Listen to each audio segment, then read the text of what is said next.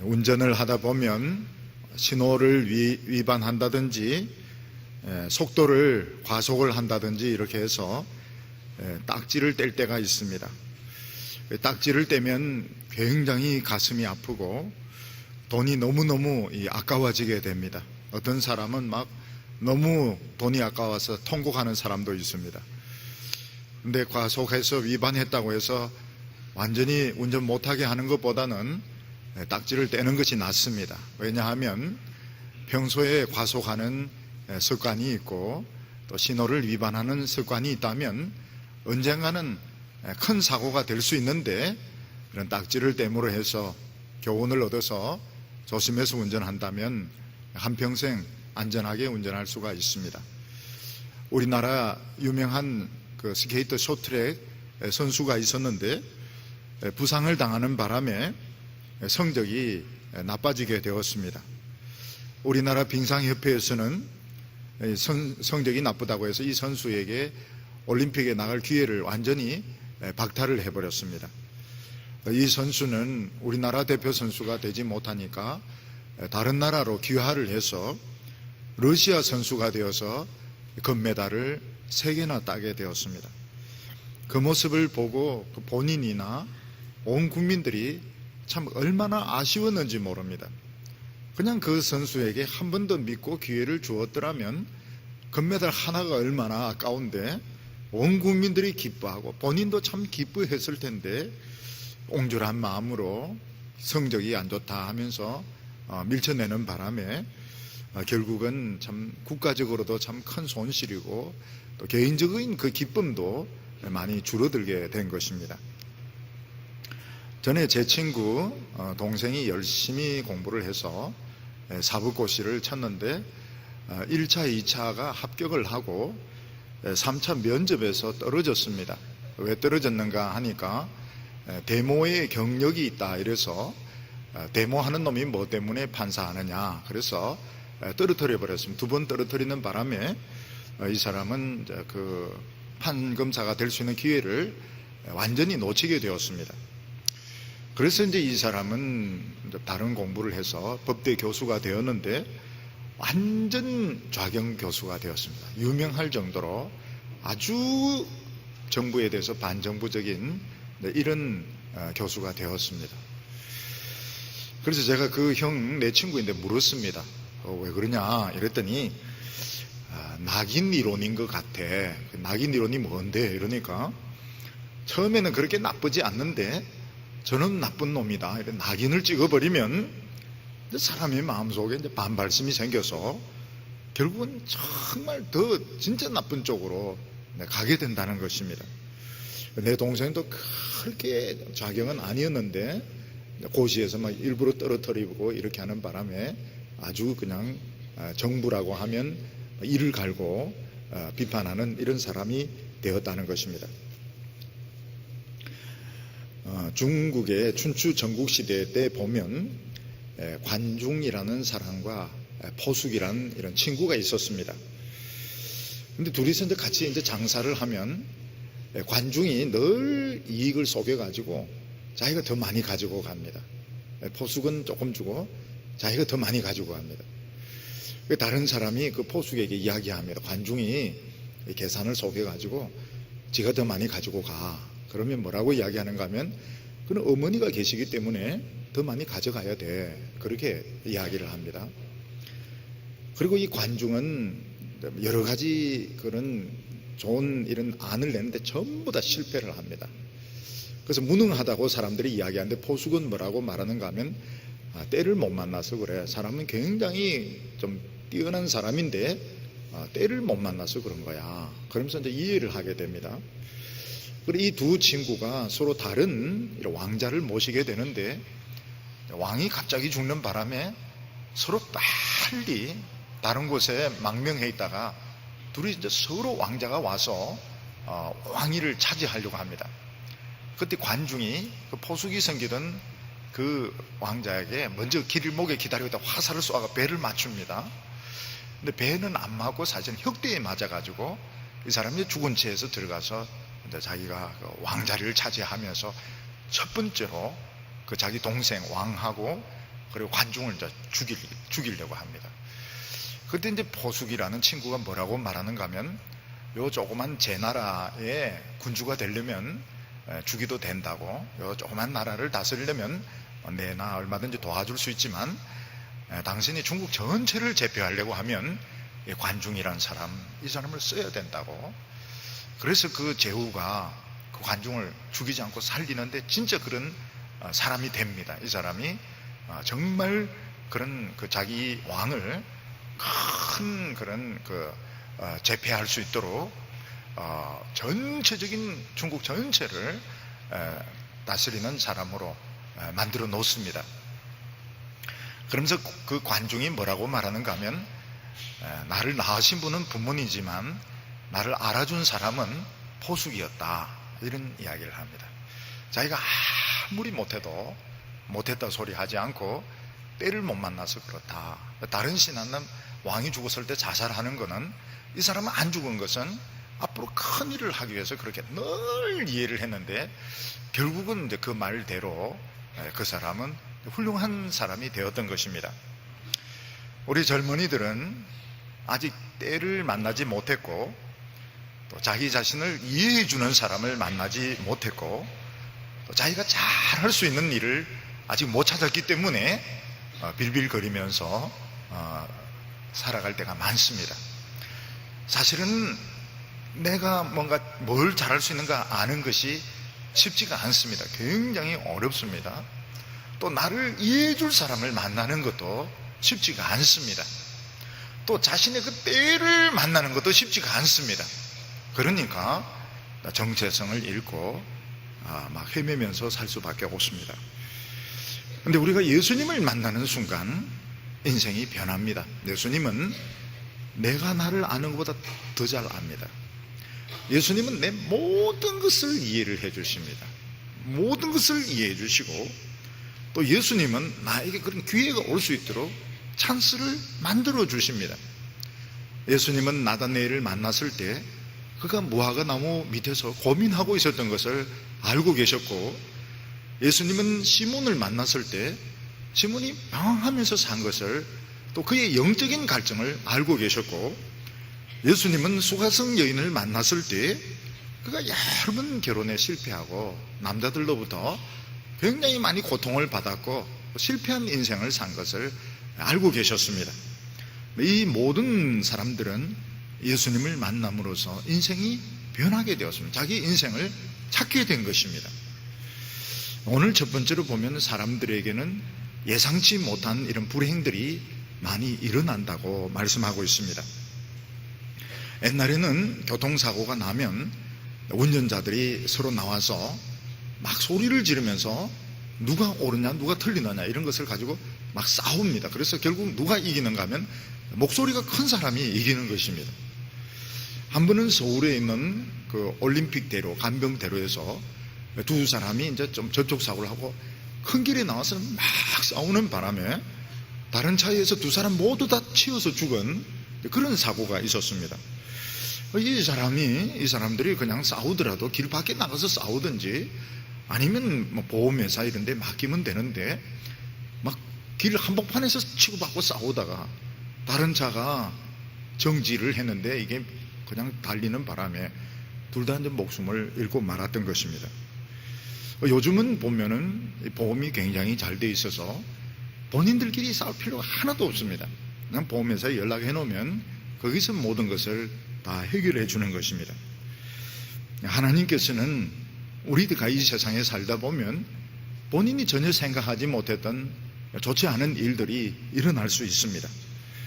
어떤 분은 교통사고로 장애를 입은 분도 계시고 어떤 분은 가족을 잃은 분도 있습니다. 이럴 때 우리는 이걸 어떻게 누구 책임으로 돌려야 되느냐, 이럴 때 하나님께서는 이 모든 것을 하나님의 책임으로 돌리라고 말씀하고 있습니다. 다시 말해서 하나님이 내 최고로 소중한 것을 가져가셨는데 왜 가져가신지는 모르겠지만 하나님이 가져가셨다. 그리고 하나님께서 나를 축복해 주실 거다, 이렇게 생각을 하라는 것입니다.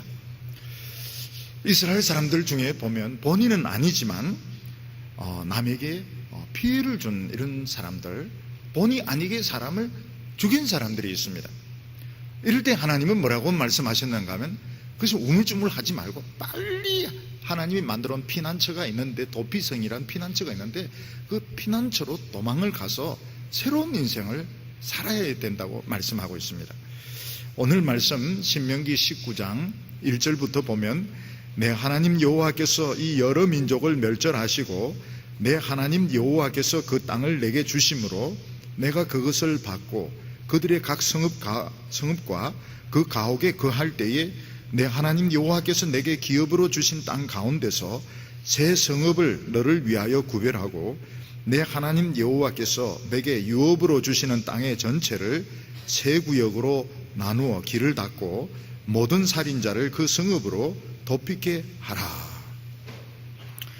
어떤 지역을 이제 개발하려고 하면 공원 지역, 상업 지역, 주거 지역 이런 식으로 구분을 해서 개발을 합니다.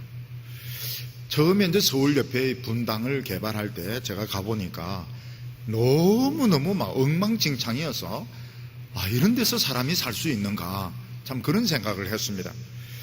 근데 나중에 이제 이 분당을 다 개발해서 아파트도 짓고 공원도 만들고 이러니까 사람들이 뭐라고 말하는가 하면, 분당 천당 밑에 분당이 있다 이래 말할 정도로 분당이 이제 그렇게 살기 좋은 곳이 되었다 이렇게 이야기를 합니다. 하나님께서는 이스라엘 백성들이 가나안 땅을 차지해서 개발을 할 때 공원 지역, 주거 지역, 학교 지역 이런 식으로 하는 것보다도 제일 중요한 것이 피난처, 도피성을 만들으라고 말하고 있습니다. 이 도피성이라고 하는 것은 실수로 사람을 죽인 사람이 도망쳐서 살 수 있는 곳입니다. 그래서 이 도피성은 제일 잘 보이는 곳에, 길도 항상 닦아놔야 됩니다. 길이 없으면 이 사람들이 도망을 치다가 붙들릴 수 있기 때문에 길을 잘 닦아놔서 이 사람들이 반드시 거기에 도망쳐서 새로운 인생을 살 수 있도록 만들라. 이게 하나님께서 주신 아주 중요한 계명이었습니다. 하나님께서는 이스라엘 백성들이 가나안 땅에 살 때 제일 주의해야 되는 것이 무엇인가 하면, 그 땅에 피를 흘리지 말라고 말씀하셨습니다. 우리가 생각하기에는 땅은 아무 감각이 없는 것 같지만 성경은 땅이 마치 사람처럼 감정이 있는 것으로 이렇게 말씀을 하고 있습니다. 그래서 그 땅이 있는데 거기서 사람들이 막 싸워서 피를 코피 흘리고 사람 살인해서 피를 흘리고 더러운 짓을 하고 이러면 땅이 굉장히 불쾌해지기 때문에 사람들을 거부를 해서 쫓아내게 되는 겁니다. 흉년이 들든지 전쟁이 터지든지 이래서 사람을 쫓아내기 때문에 이스라엘 백성들은 가나안 땅에 가서 땅을 더럽히지 말라, 땅을 도덕적으로 오염을 시키지 말라, 그 중에 특히 피를 흘리지 말라고 말씀하고 있습니다. 예를 들어서 어떤 주인이 윗집을 세를 줬는데 매일 밤에 막 치고받고 싸우고 쿵쿵거리고 이러면 그리고 막 거기서 마약이나 하고 이렇게 하면 결국 주인이 나가라고 할 것입니다. 이스라엘 백성들이 가나안 땅에 오래 사는데 중요한 것이 무엇인가 하면 거기 피를 흘리지 않는 것이 중요합니다. 사람을 함부로 죽여가지고 피를 흘리게 되면 땅이 너무너무 싫기 때문에 거기 있는 사람을 쫓아내게 되는, 거부하게 되는 것입니다. 근데 사람은 감정을 가지고 있기 때문에 누군가를 미워하게 됩니다. 근데 누군가를 미워하게 되면 그냥 미워하는 것이 아니고 싫어요. 그 사람이 일단 싫고, 그 사람의 가족도 싫고, 나중에는 그 사람 비슷하게 생긴 사람도 싫고, 나중에는 그 사람과 관계되는 모든 것이 싫어지게 됩니다. 나중에는 어떻게 되는가 하면 같은 하늘 밑에서 살기 싫어요. 그러니까 죽기를 원하는 겁니다. 근데 이것은 굉장히 잘못된 생각입니다. 왜냐하면 모든 인간들은 이 세상에서 내가 싫든지 좋든지 다 살 권리가 있습니다.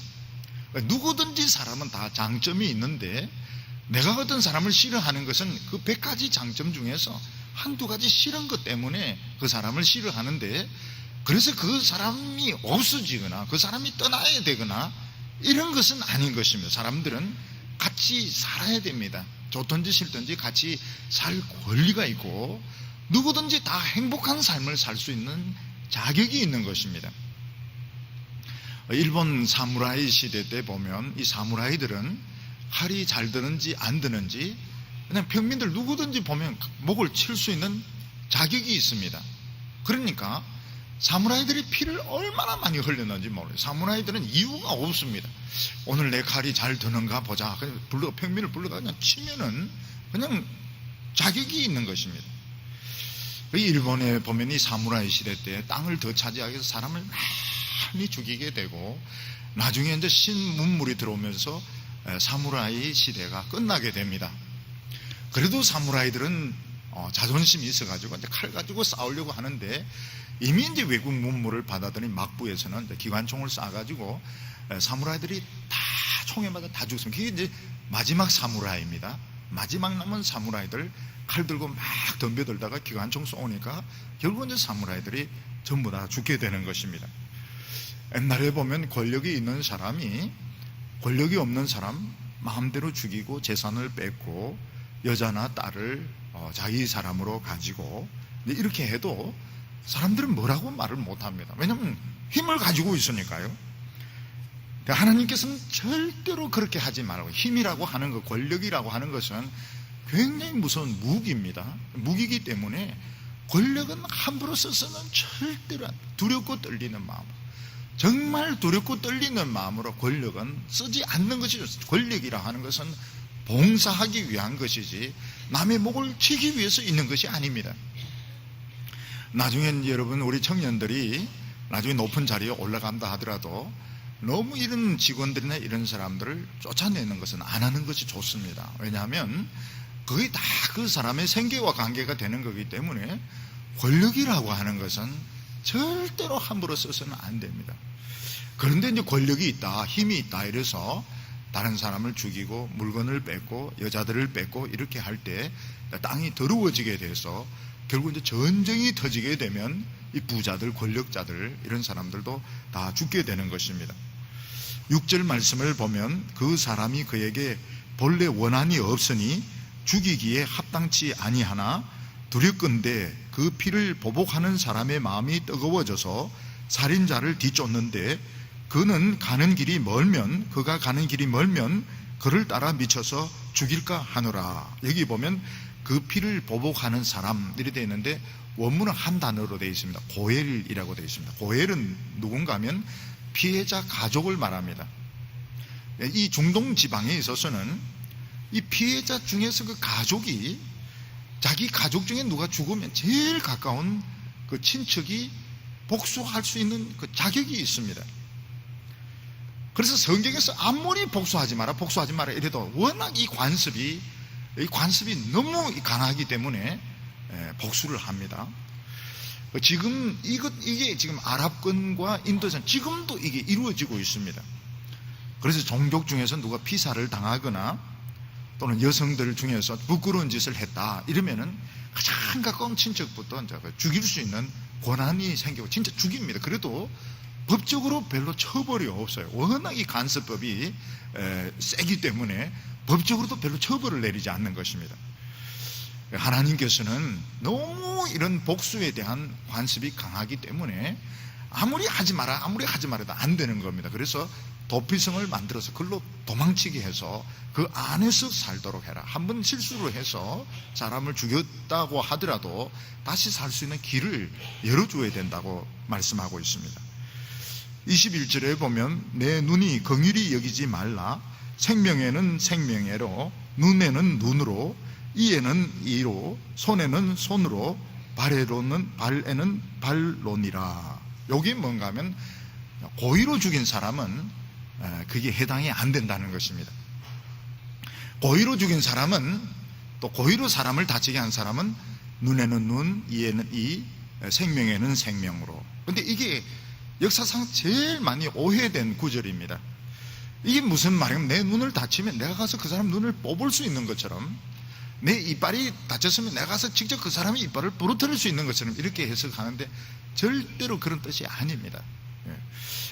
이스라엘 백성들이 어떤 신체적인 상해를 입었는데 상대방이 고의로 했을 때는 직접 복수하지 못합니다. 이거를 재판장에게 가지고 가면 재판장이 그걸 가지고 돈으로, 눈에 해당되는 벌금으로, 이빨에 해당되는 벌금으로 내는 것이지, 이거를 내가 복수할 수 있는 그런 근거 구절이 아닌 것입니다.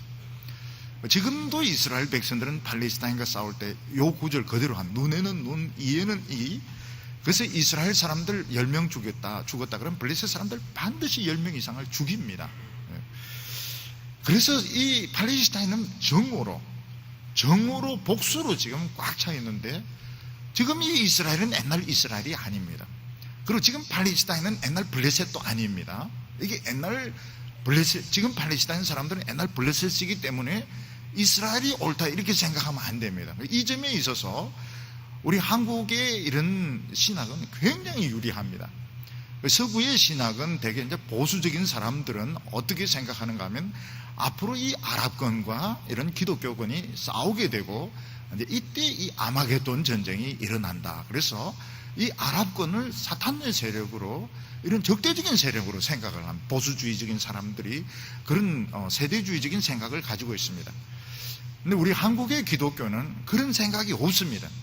아랍권을 사탄의 세력으로 생각하지 않습니다. 우리 다 형제라고 생각합니다. 아랍권의 사람도 다 형제라고 생각하기 때문에 적대적이지 않습니다. 그래서 아랍권에 이렇게 선교하기에 한국 사람들이 굉장히 유리합니다. 절대로 적대적이지 않습니다. 우리는 사탄의 세력이다 이렇게 말합니다. 이스라엘은 옳고 블레셋은 사탄의 세력 이렇게 생각하지 않습니다. 다 똑같은 복음이 필요한 사람으로 이렇게 생각합니다.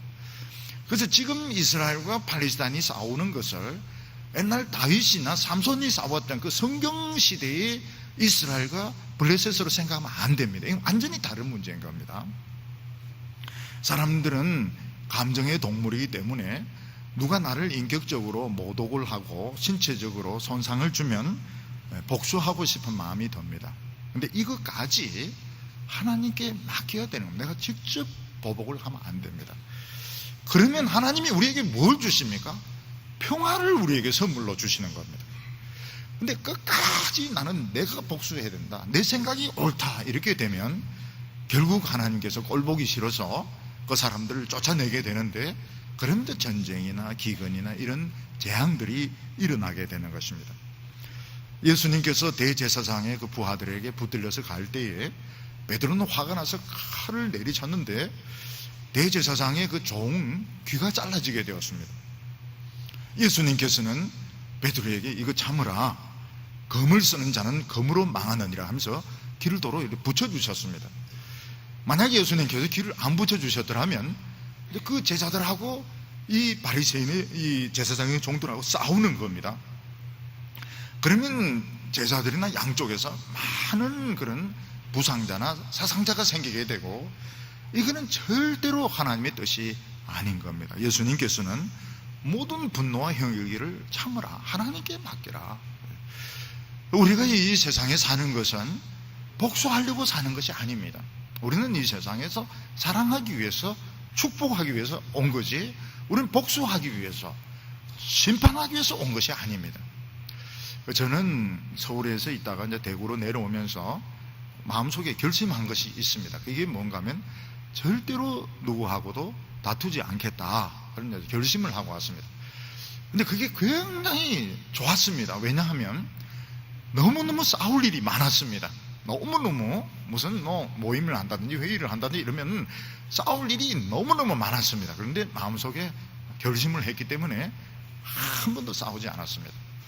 근데 알고 보니까 좀 스타일이 좀 달라요. 대구 분들이나 서울 사람들이나 부산 사람들하고 이런 스타일이 좀 달라가지고, 대구 분들이 정말 프라이드는 세고 이렇지만 진짜 마음은 착하고 굉장히 마음이 여립니다. 그런데 그런 거를 잘 이해를 못하고 막 그런 표현만 가지고 막 싸우면은 이게 서로 감정이 이제 상하면서 서로가 이제 미워하게 되는데, 뭐 때문에 서울에서 KTX 타고 여기까지 와서 여기서 싸우겠습니까? 절대로 싸우지 않겠다. 시간이 좀 지나니까 이해가 되기 시작하면서, 서로가 이해가 되기 시작하면서 굉장히 그 신뢰를 하게 되고 너무너무 좋은 관계가 이루어지게 되었습니다. 우리 성도들은 정의를 실현하는 건 두 번째, 세 번째 문제입니다. 우리가 이 세상에 온 것은 사람을 살리기 위해서고 사랑하기 위해서고 축복하기 위해서이기 때문에 절대로 싸워서는 안 되는 것입니다. 우리나라는 핵무기를 무장을 하면 안 됩니다. 우리나라가 핵무장을 하면 일본도 핵무장을 하게 되고 이 동북아는 굉장한 이 긴장이 생기게 됩니다. 우리는 기도의 핵무기를 가지고 영적인 부흥을 가지고 나라를 지킬 자신을 가지고 있어야 되는 겁니다. 오늘 두 번째는 이렇게 실수로 피를 흘린 사람도 책임이 있다고 말하고 있습니다. 사람들은 자기가 의도하지 않았는데 교통사고나 이런 걸 통해서 사람을 다치게 하거나 죽게 할 수 있습니다. 그걸 재수가 없어서 그렇다 이렇게 생각할 것이 아니라 사람을 살릴 수 있는 최대한의 노력을 해야 됩니다. 저도 이렇게 보면 새벽기도 오셨다가 이제 가면서 뺑소니에 치여서 돌아가신 분들이 계십니다. 어른들이 있습니다.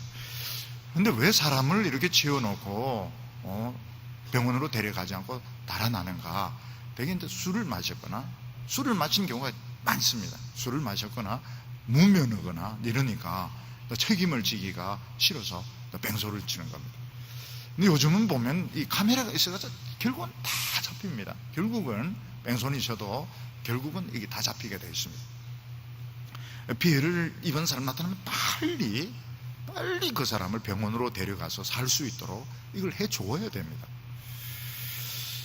여기 보면 옛날 이 성경시대 때 보면 본인은 원하지 않았는데 실수로 사람이 또 심하게 다치거나 심지어 죽게 되었을 때는 그게 우물쭈물하지 말고 하나님이 만들어 놓으신 그 도피처로 빨리 달아나서 제2의 인생을 시작해라고 말씀하고 있습니다. 5절에 보면 가령 그 사람이 그 이웃과 함께 벌목하러 살림에 들어가서 손에 도끼를 들고 벌목하려고 찍을 때에 도끼가 자루에서 빠져 그 이웃을 맞춰 그를 죽게 함 같은 것이라.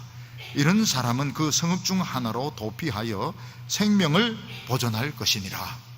두 사람이 이제 나무하러 가는데 친한 친구입니다. 근데 이제 도끼질을 하다 보니까 자기도 모르게 이제 도끼가 자루에서 빠지면서 딱 맞았는데 그냥 그 사람이 이제 죽어버린 것입니다. 요즘은 어떻게 되면 빨리 이제 병원으로 가고 경찰에 신고를 해야 됩니다. 이게 고의가 아니면은 뭐 살인이나 이런 건 아니기 때문에 그렇게 해야 되는데 옛날에는 이 경찰이 없는 겁니다. 경찰이 없고 그 친척이 바로 집행을 해버립니다. 요즘하고는 문화가 좀 틀려요. 그러니까 이런 사람들은 그냥 무조건 가족, 직장 그냥 다 팽개치고 그냥 무조건 달아나서 도피성에 가서 거기서 새로운 인생을 살아가는 겁니다. 요즘은 그렇게 하면 안 됩니다. 요즘은 사람 다치고 막 도망가면 뺑소니가 돼가지고 이게 더 죄가 이제 커지게 되는데 성경 시대하고 오늘 시대하고 좀 틀린 겁니다. 근데 이 사람도 잘못이 있습니다. 왜냐하면 도끼질 같은 이런 거 하기 전에 확인을 해야 됩니다. 이 흔들거리는지 않는지 확인을 해야 되는데 확인을 안 하는 바람에 이런 사고가 터지게 되었고 그 책임은 자기에게 있는 것입니다. 우리가 이제 운전을 할 때 보면 언제 막 속력을 밟는가 하면 화가 났을 때 속력을 많이 밟습니다. 여성들도 보면 막 밟는 거 보면 남자하고 싸웠을 때 누가 잘났나 막 이런데 자기도 모르게 막 이걸 이제 밟게 되는 겁니다. 근데 시속이 이제 10km, 20km, 70km, 80km 올라가면서 사고 확률이 굉장히 높아지게 됩니다. 이게 정상적으로 뭐 60km, 70km 다니는 것보다 10km 올라갈수록 이게 사고 날 확률은 굉장히 높아지기 때문에 그게 벌써 화가 나서 막 이 밟는 것 자체가 사리가 있는 겁니다. 그래서 그런 것을 굉장히 조심을 해야 됩니다.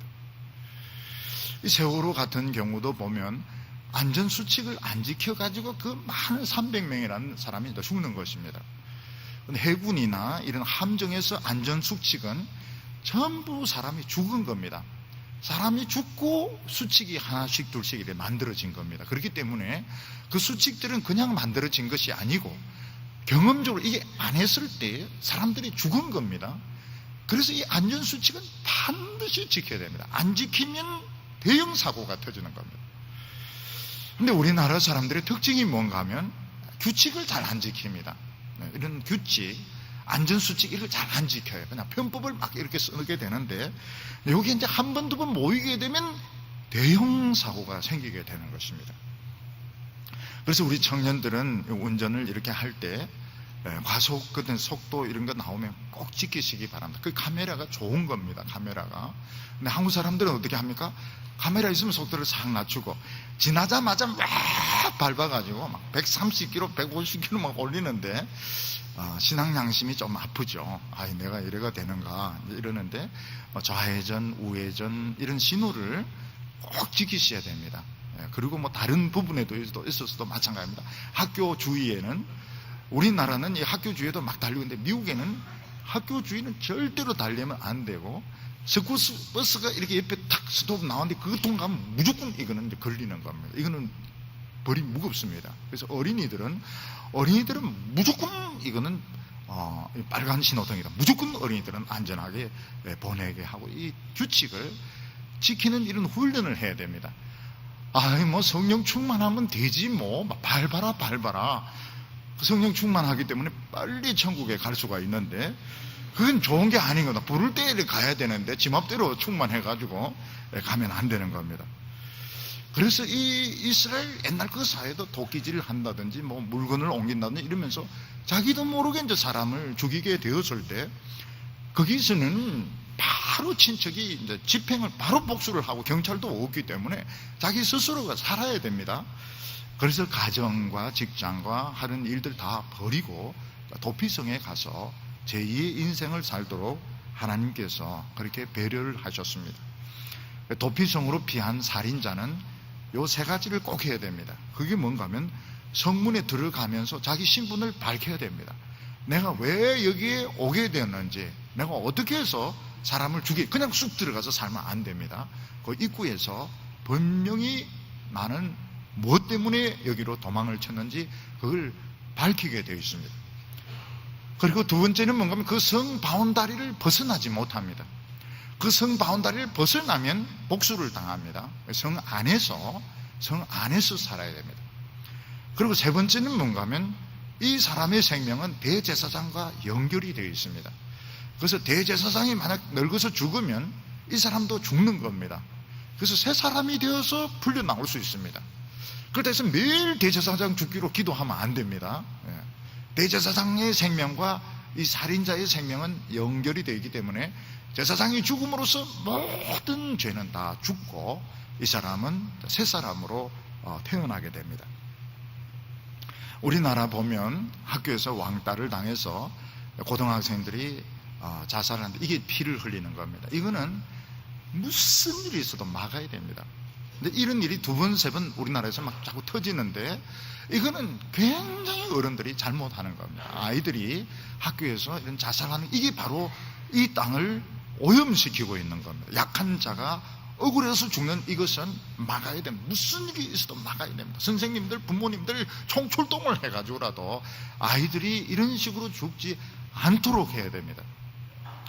군대에서 보면 이제 상사가 부하들을 막 괴롭히고 이렇게 해서 이제 자살을 하고 있는데 옛날에는 그걸 막 참았지만 지금은 이제 참지를 못하는 겁니다. 그래서 자살을 하기도 하고 총기 사고도 일어나고 있는데 이걸 막아야 됩니다. 상사는 무슨 일이 있어도 이걸 이제 이런 밑에서 일어난 일들을 막아야 되는 것입니다. 이 도피성의 교훈은 우리 예수 믿는 사람들에게 아주 중요한 의미가 있습니다. 왜냐하면 우리는 다 본의 아니게 살인을 저지른 사람들입니다. 본의 아니게 살인을 저지른 게 뭡니까? 우선 예수님이 십자가에 못 박혀 죽었을 때 우리 모든 인간은 그 책임이 있습니다. 우리가 거기에 없었고 우리가 예수님의 손에 못을 박지는 않았지만 모든 인간들은 예수님의 죽음에 공통된 책임이 있습니다. 그래서 우리는 나는 어렵다, 나는 정당하다 이렇게 말할 수 없습니다. 우리는 다 어느 정도 예수님의 죽음에 혐의가 있습니다.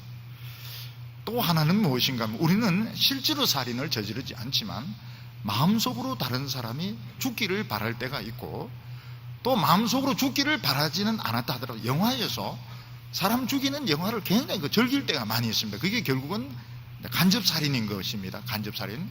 다른 사람을 막 죽이는 것을 막 좋아하고 즐겁게 보고, 이게 간접살인인가? 우리 속에 그런 살이가 있는 것입니다. 예를 들어서 엄탕한 영화를 자꾸 보는 것은 간접으로 간음을 하는 겁니다. 우리 속에 그런 좋지 못한 것이 있는 것입니다. 그래서 우리 예수 믿는 사람들은 자기 자신에 대해서 깊은 그 반성이 필요합니다.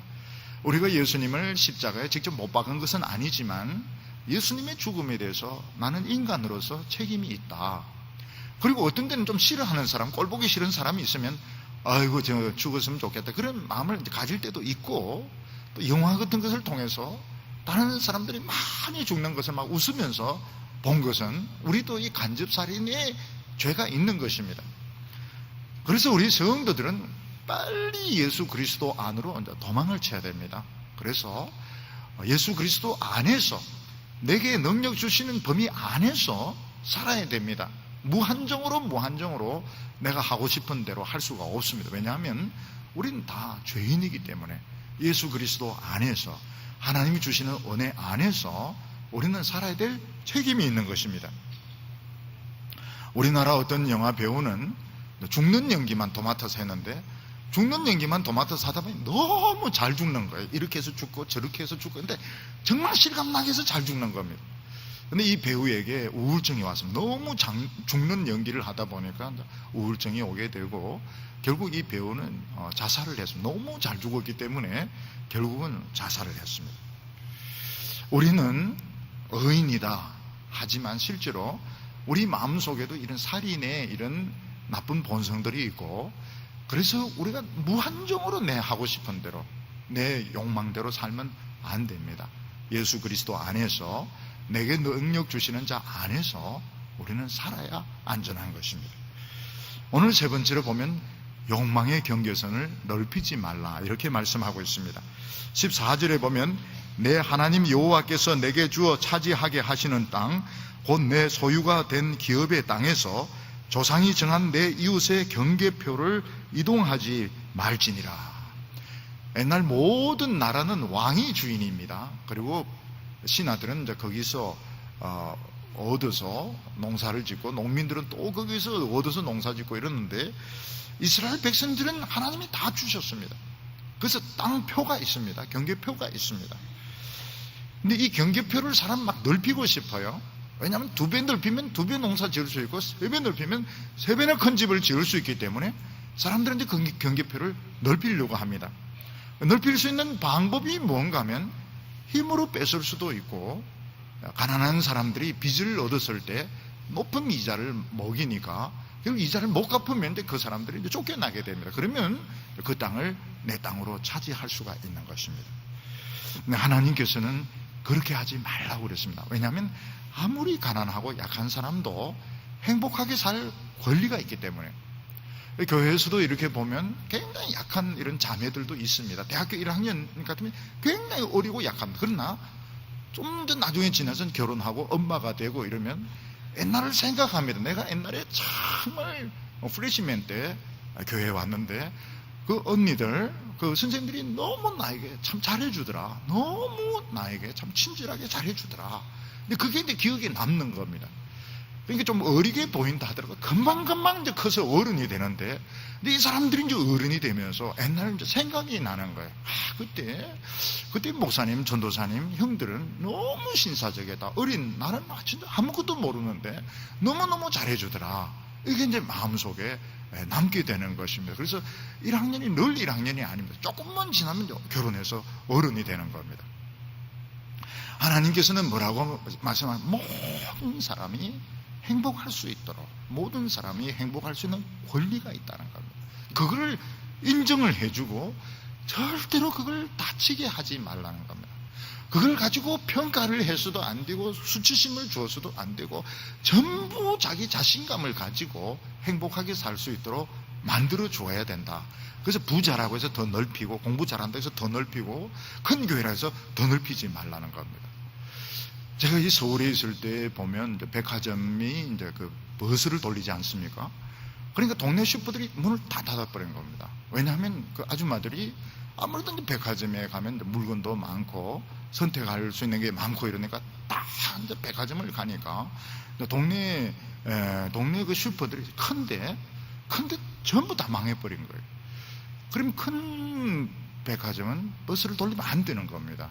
버스를 돌리면 안 돼요. 우리 교회는 버스를 돌리지를 못하게 되어 있습니다. 아예 제 앞에 목사님부터, 김덕신 목사님 때부터 아예 버스를 구입을 하지 않습니다. 못하게 되어 있습니다.